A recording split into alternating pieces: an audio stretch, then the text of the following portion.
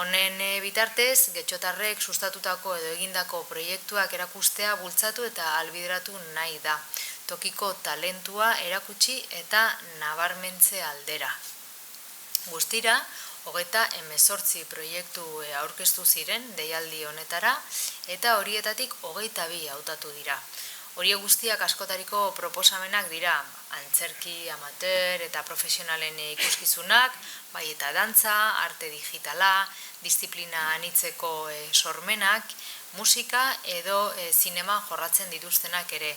Zeinei 120.000 euro orainoko partida bideratu baitzaie. Guk Portal 71tik proposatzen doguz zirko jardunaldi batzuk.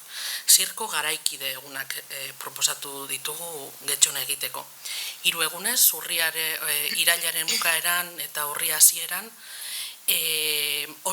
guretzako oso interesgarriak diren zirko garaikide konpainia batzuk ekarriko ditugu Getxora. Lo mejor de proiektua aurkezten dugu, proiektu hau, 3 proiekzio dauzka barnean, eta Bizkaiko jaialdiekin elkarlanean antolatu ditugu.